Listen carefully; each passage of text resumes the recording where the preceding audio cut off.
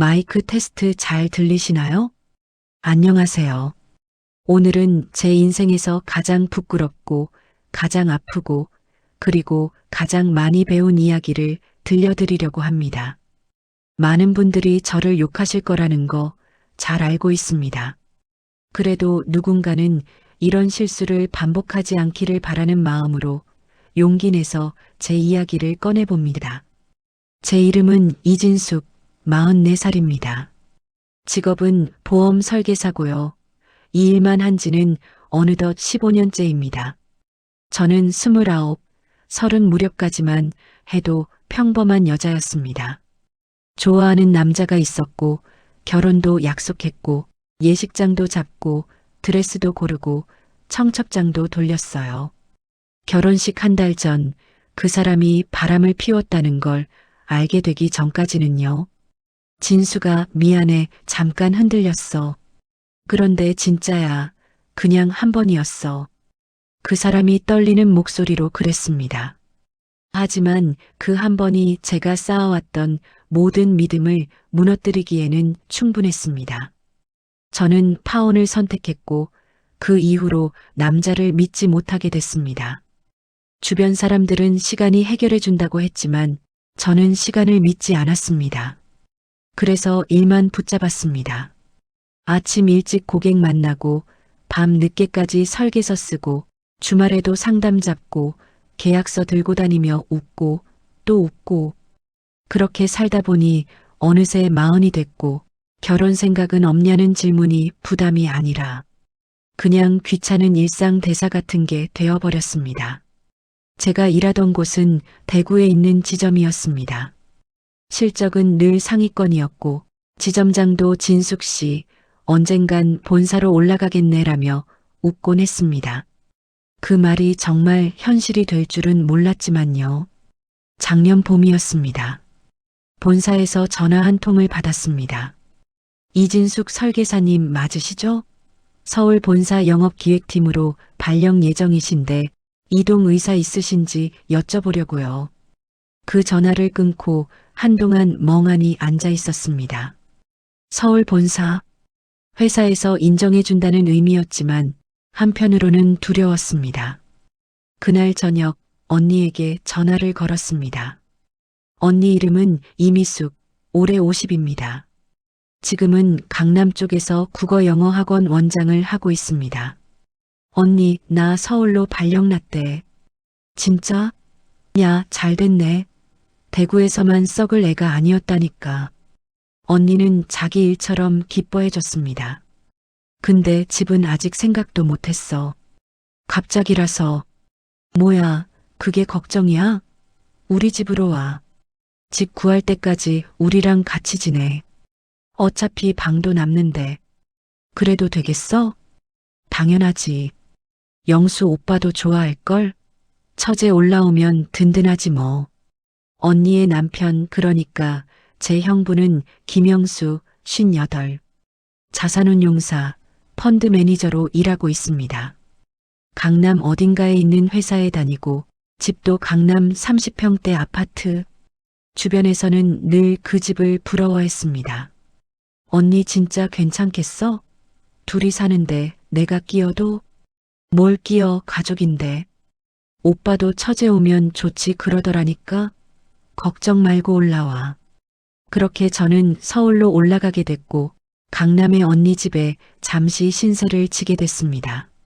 서울로 이사하는 짐을 정리하다가 저는 문득 언니의 결혼식을 떠올렸습니다.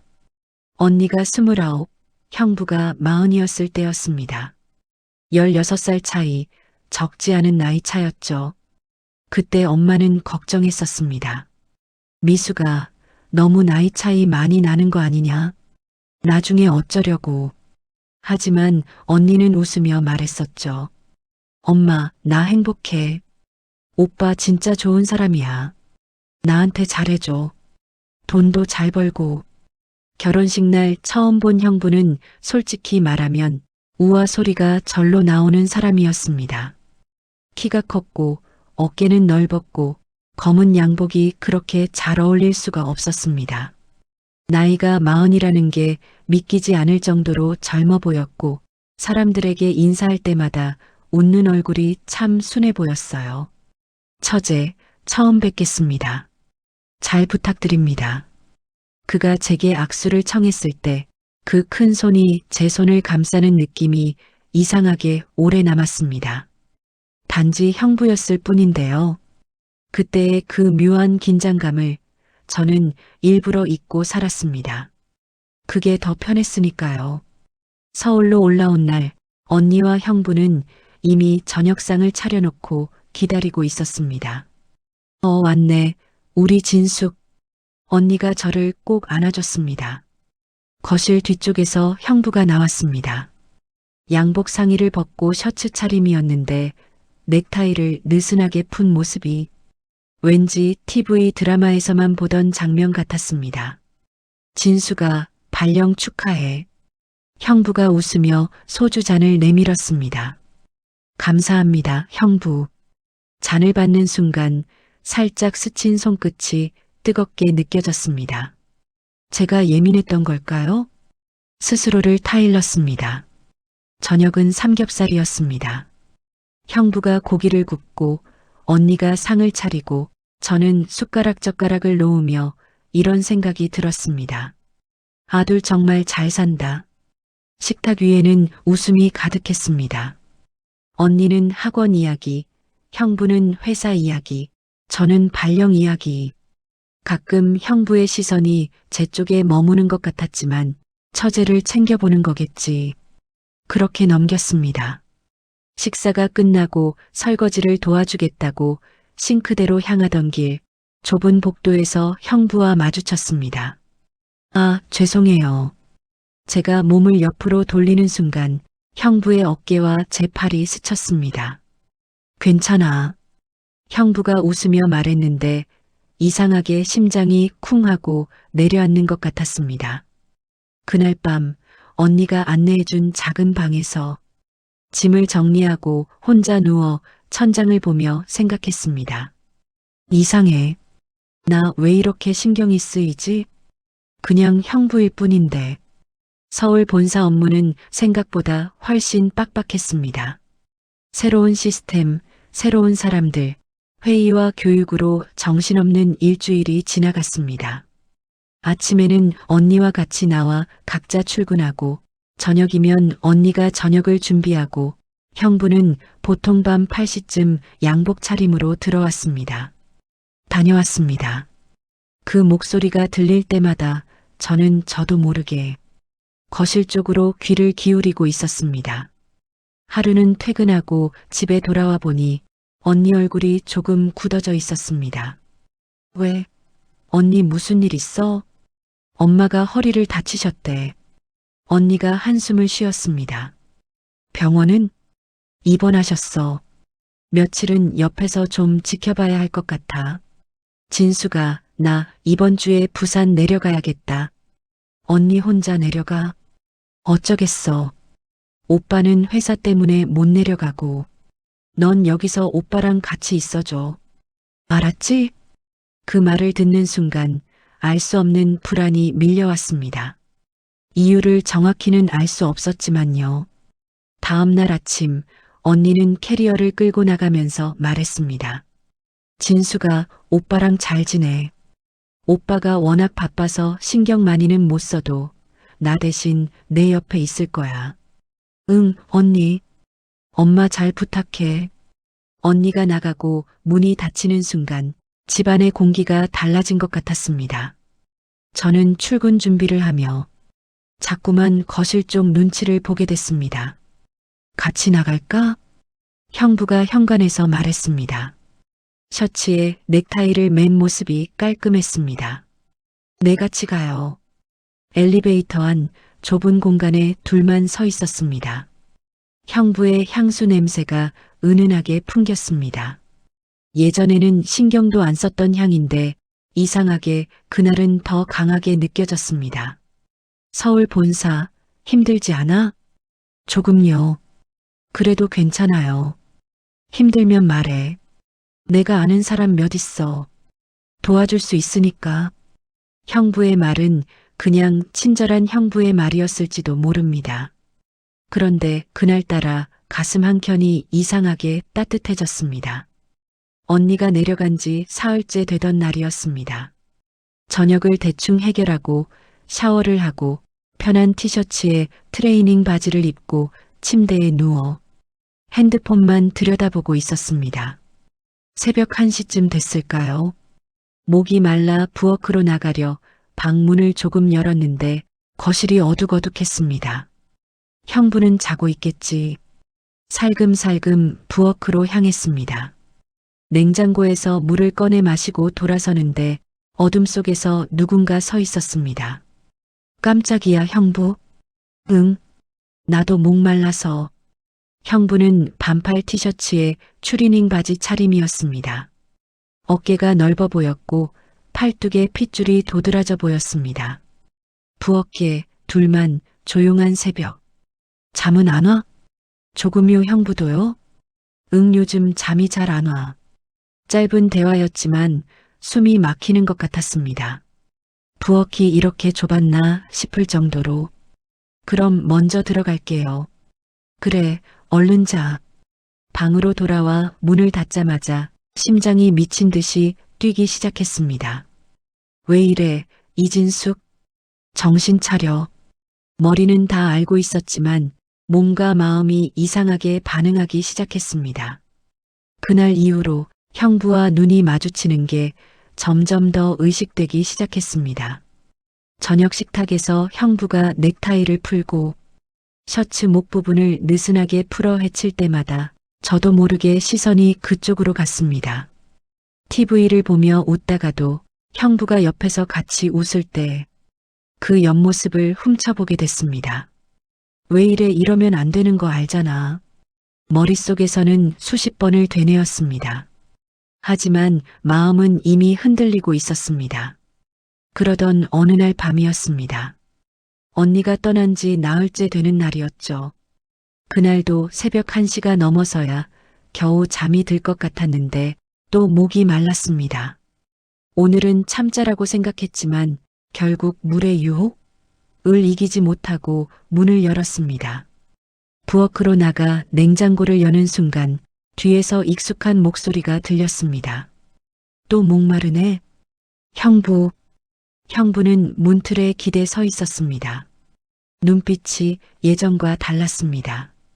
진수가. 네. 나 요즘 자꾸 내 생각이 나. 그 말 한마디에 숨이 턱 막혔습니다. 형부 무슨 말이에요? 이러면 안 되죠. 알아. 나도 알아. 근데 미치겠어. 같은 집에 있는데 못 본 척하기가 너무 힘들어. 형부의 목소리가 떨렸습니다. 저도 떨렸습니다. 저도 그래요. 결국 그 말을 내뱉는 순간 모든 게 무너져 내리는 느낌이었습니다. 이 말만은 하지 말았어야 했는데.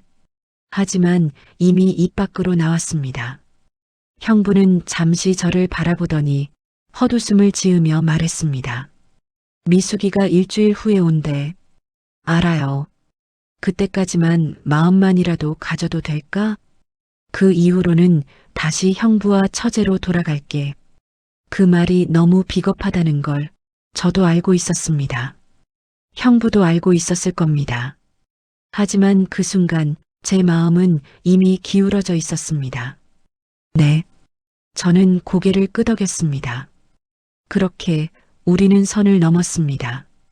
그날 밤 저는 처음으로 형부의 방 문턱을 넘어섰습니다. 진짜 괜찮겠어? 형부가 마지막으로 물었습니다. 네. 저는 대답했습니다. 멈추고 싶지 않아요. 그 이후의 일들을 제가 구체적으로 설명할 필요는 없겠죠. 그저 우리는 서로를 안았고 밤새도록 사랑을 나눴습니다.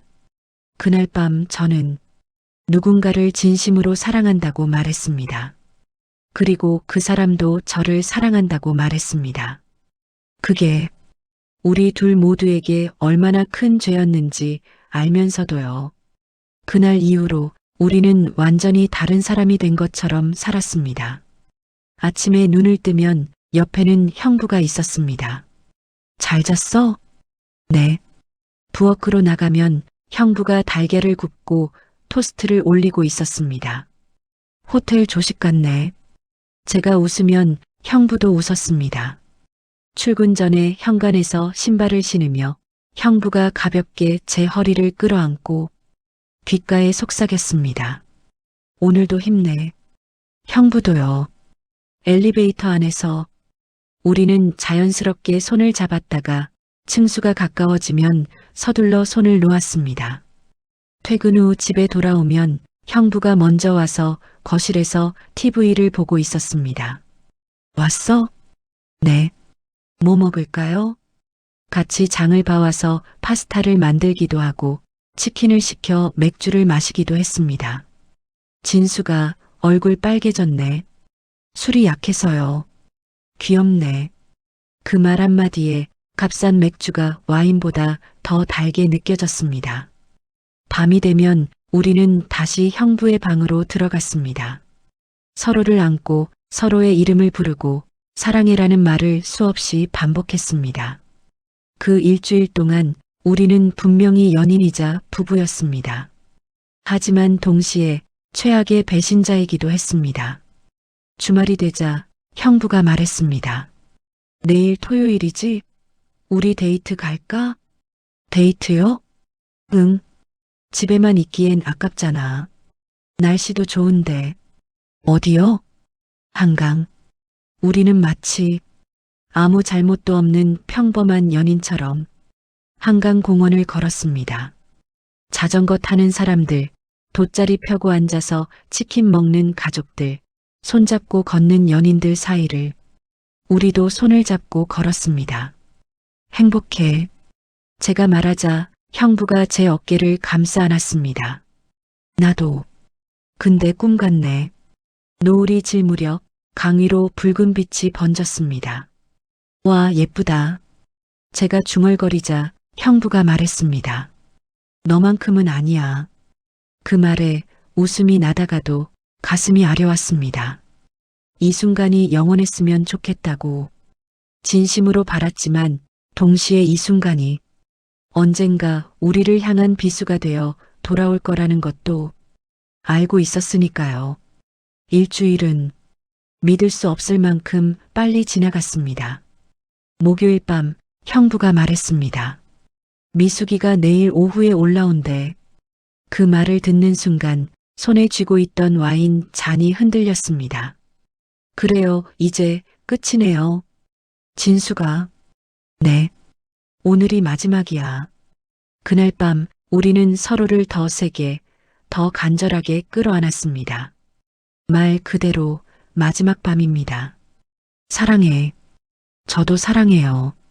수없이 반복된 그 말이 너무나 달콤하면서도 너무나 잔인하게 느껴졌습니다. 다음 날 아침 우리는 일부러 평소처럼 행동하려 애썼습니다. 오늘 회사 가야지? 네. 형부도요? 응. 현관 앞에서 신발을 신으며 형부가 말했습니다. 미숙이 오면 우린 다시 형부와 처제로 돌아가야 해. 알아요. 이 일주일은 없던 걸로 하자. 없던 걸로. 정말 그렇게 할 수 있을까요? 하지만 그때는 그 말 말고는 할 수 있는 게 없었습니다. 그날 오후 언니에게서 문자가 왔습니다. 진수가 지금 집 도착했어. 심장이 얼어붙는 것 같았습니다. 퇴근하고 집으로 돌아와 문을 열자마자 언니가 달려와 저를 안아줬습니다. 우리 진수, 고생 많았지? 엄마도 많이 나아지셨어. 다행이다, 언니. 형부는 소파에 앉아 있었습니다. 표정은 평소와 다름없는 듯 보였지만 눈가가 조금 더 어두워진 것 같기도 했습니다. 오빠가 진숙이 잘 챙겨줬지? 언니가 묻자 형부가 대답했습니다. 응, 잘 지냈어. 걱정하지 마. 저는 고개를 들 수가 없었습니다. 저녁 식탁에 셋이 둘러앉아 밥을 먹었습니다. 언니는 기분이 좋아 이것저것 이야기했지만 형부와 저는 거의 말을 하지 않았습니다. 둘 다 왜 이렇게 말이 없어? 피곤해? 그냥 일이 좀 많아서요. 제가 겨우 그렇게 둘러댔습니다. 그날 밤 저는 침대에 엎드려 소리 죽여 울었습니다. 끝났구나. 정말 끝났구나. 며칠이 지났습니다. 우리는 애써 아무 일도 없었던 것처럼 행동했습니다. 언니가 있을 때는 형부도 저도 철저히 선을 지켰습니다. 하지만 새벽이 되면 거실과 부엌, 복도에서 우리는 어색하게 마주치곤 했습니다. 어느 날 새벽 또 목이 말라 부엌으로 나갔을 때였습니다. 진수가 뒤에서 형부 목소리가 들렸습니다. 네. 힘들지? 괜찮아요.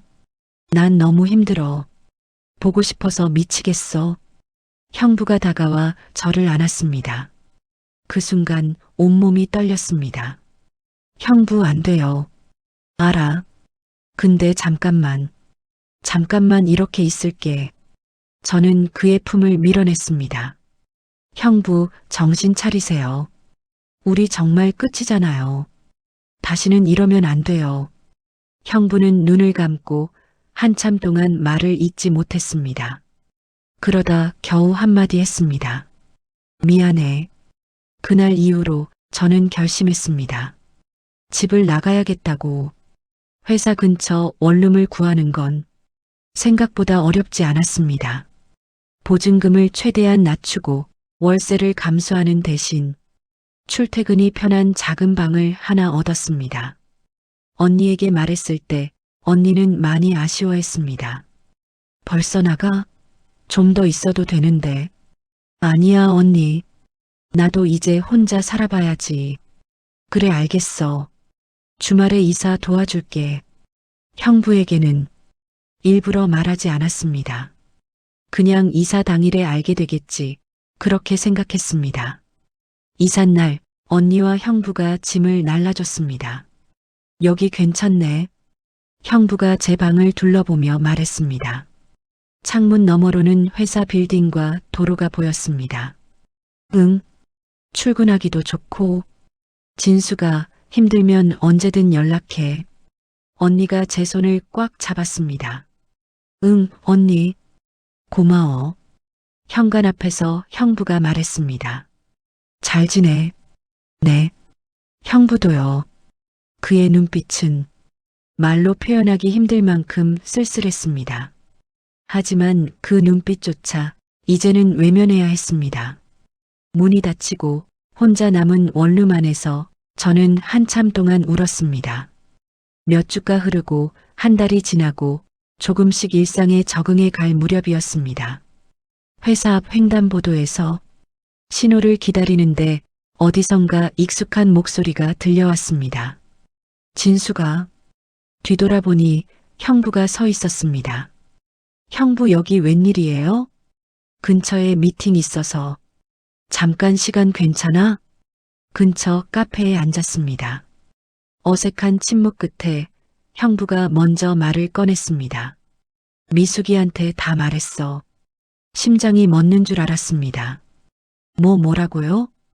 우리 일. 미숙이한테 솔직히 말했어. 숨이 막혔습니다.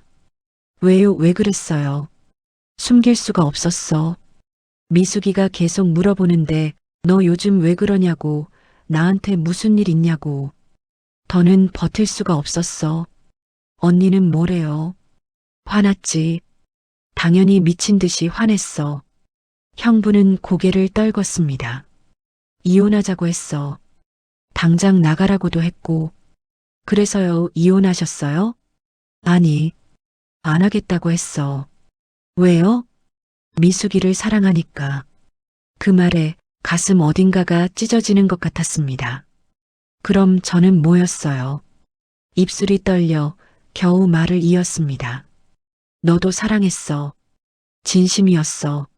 하지만 그래도 미숙이가 더 중요해. 아니, 우리가 잘못한 거야. 저는 아무 말도 할 수 없었습니다. 진수가 미안해. 형부가 말했습니다. 우린 이제 다시는 만나지 말자. 네. 저는 고개를 끄덕였습니다. 카페를 나와 돌아서는 그의 뒷모습이 이상하게 더 작아 보였습니다. 형부와의 그 대화 이후 저는 한동안 언니의 연락을 받지 못했습니다. 그러던 어느 날 언니에게서 문자가 왔습니다. 진수가 우리 만나서 얘기하자. 손이 떨렸습니다. 그래도 만나야 한다고 생각했습니다. 카페 구석자리. 언니는 이미 앉아 있었고 눈가가 많이 부어 있었습니다. 언니, 왔어. 언니는 잠시 저를 바라보더니 그 자리에서 울음을 터뜨렸습니다. 왜 그랬어, 진수가? 미안해, 언니. 정말 미안해. 둘 다 말이 되지 않는 소리를 하며 한참을 울었습니다. 오빠가 먼저 시작했어? 언니가 물었습니다. 아니야. 둘 다야. 나도 좋아했어. 사랑했어. 그 말에 언니는 더 크게 울었습니다. 진심이었어? 응. 그래도 나한테 말했어야지. 말할 수가 없었어. 말하는 순간 언니를 완전히 잃을 것 같아서 한참 울고 난 뒤에야 우리는 조금씩 이야기를 할 수 있었습니다. 나 이혼 안 했어. 언니가 말했습니다. 알아. 오빠가 매일 울면서 빌더라. 잘못했다고 평생 갚으면서 살겠다고. 언니는 고개를 떨궜습니다. 솔직히 말하면 너도 미워. 너무 미워. 근데 언니가 제 손을 잡았습니다. 그래도 넌 내 동생이야. 자매잖아. 그 말에 또 눈물이 났습니다. 나 널 영원히 미워하면서 살고 싶진 않아. 시간이 걸리겠지만 조금씩 용서해 보려고. 언니, 대신 다시는 이런 일 없어야 해. 알지? 응, 다시는 안 그럴 거야. 평생 반성하면서 살게. 그날 이후로 우리 사이에는 조심스러운 다리가 하나 놓였습니다.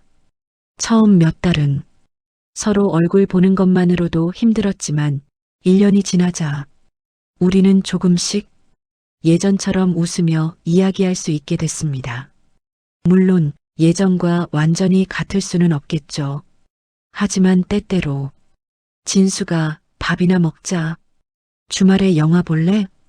언니가 먼저 연락을 주곤 했습니다. 형부와 저는 명절 때나 가족 모임에서 가끔 마주칩니다. 눈을 똑바로 마주보지 못하고 인사 몇 마디만 나누고 그게 전부입니다. 그게 맞다고 생각합니다. 어제 거울을 보다가 문득 1년 전에 제가 떠올